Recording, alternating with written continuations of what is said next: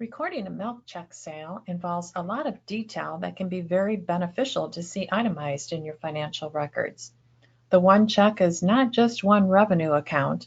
It includes splitting out the milk components, recording all the deductions taken for different expenses, and sometimes even a loan and interest payment. In addition, it's common to receive an advance check in the month, or perhaps more than one, and later get a settlement check. All those details seem very complex, but we're going to make those monthly entries simple and routine for you, and at the same time end up with recording all the details. Let's go to our receipt screen. In our receipt screen, we're going to pick our dairy company that we sell our milk to, and let's enter an advance check. Let's say that we get an advance check from them and we're going to get $80,000.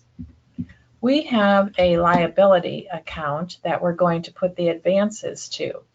If I type in milk and hit my tab key, I've entered an abbreviation that begins with milk for all of my different accounts that I use for my milk sales. That just makes it a little easier to keep those together and find them real quickly. So I have one called Milk Advance Payment. It is a liability account in the account category of Other Current Liability. And when I put this money into the other current liability, it's just a holding place that's keeping track of that amount that I've been advanced, and it's given me money for operating and increased my cash, but it's just there to hold a place until it gets taken care of in the settlement check. So I'm going to go ahead and enter this transaction. That's all I need to do. My amount is there. It's increasing my liability and my cash. But before I do, I'm going to make this a reoccurring transaction because I do this entry routinely. So I'm going to make this my milk advance check. Is my name of the description. I'm going to leave it at percent and 100%. Every time I put the amount in, it always goes to this one account at 100% of it. I'm not going to set it as a default because later I'm going to need another reoccurring that will be for the milk settlement check. So I'm going to uncheck default and now just go ahead and save this as a reoccurring, and I'm ready to save this transaction.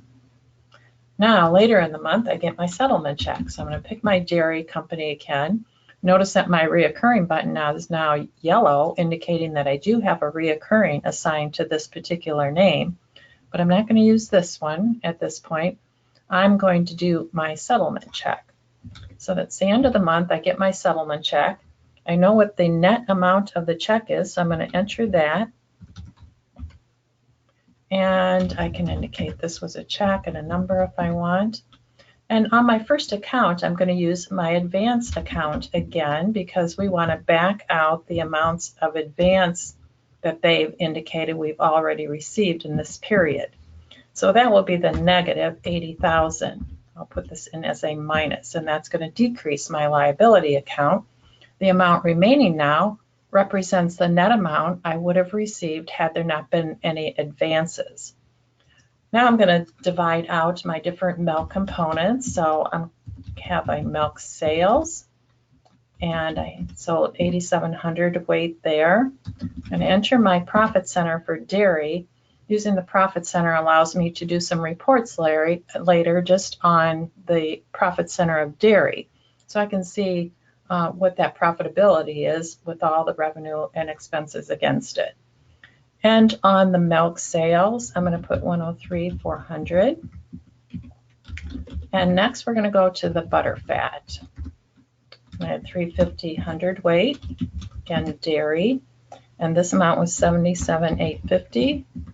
And my last component that I'm going to do is the solids not fat. You might have others, but these are the ones in the sample I'm going to use.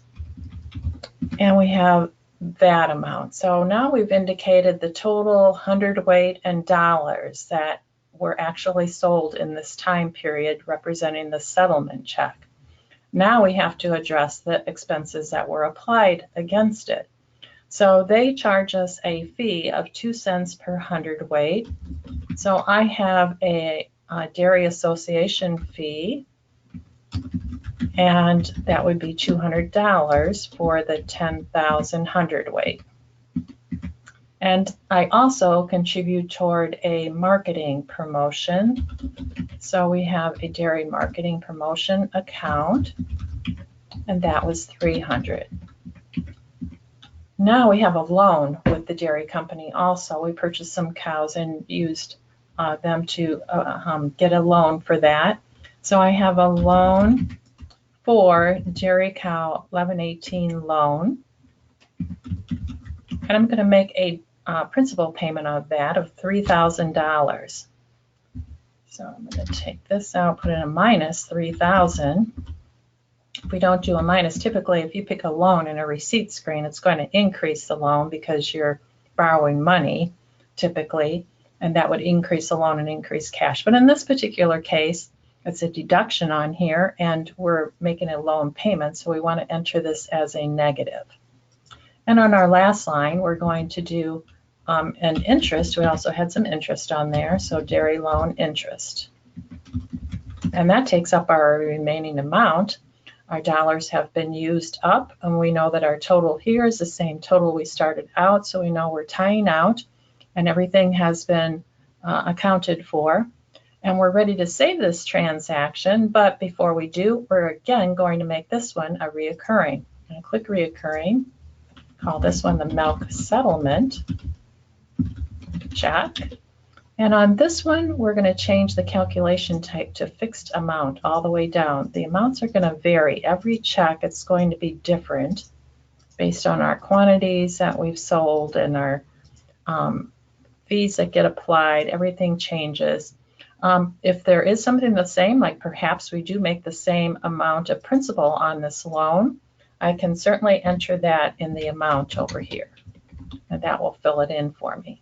And then again, I'll put fixed amount, and we're ready to save this as a reoccurring. But again, I'm going to uncheck set as default because I have two different reoccurrings that we're going to be using for this dairy name. So we save the reoccurring. Now we're ready to save our transaction. And now if we do a quick little income statement on our dairy, I've filtered for dairy and I'm just looking at this month. We can see that all of our pieces were entered. We have our different milk components and 10,000 hundredweight for our dollars. We have our expenses for the dairy marketing promotion and the fees and our interest amount. And if we wanted to see what happened on our liabilities, we have a couple liabilities that were involved too. We're going to go to reports and under transaction reports, liability, and look at a loan activity for this month. And here we see, first of all, our milk advance payment. They gave us the 80,000 and that increased our loan. And then we had the advance settlement taken out on the settlement check, and that reduced it again, and our balance is zero. So your advance should always be a zero after you've entered your settlement check. That is a good way to tie that out. And then on our dairy loan, we see that we had a balance out there and $3,000 got applied to that balance, and now we have a balance of $17,000. So the next time that we do our transaction to our dairy company, we'll enter the name, and if we're getting an amount of, let's say, $75,000 for the advance, and I'm going to pick our advance check and click select. That fills in our amount, and we are ready to save that transaction. You're all done. Let's clear this, and if this were a settlement check, I'm going to go again and pick the dairy, and this time we're going to pick the milk settlement, click select. It fills in our entire grid, and now I'm ready to go ahead and fill in the amounts according to my settlement check, and I know that I've used all the same pieces that I've used before, and all of my details are entered. And that makes it much easier for your next milk check entries.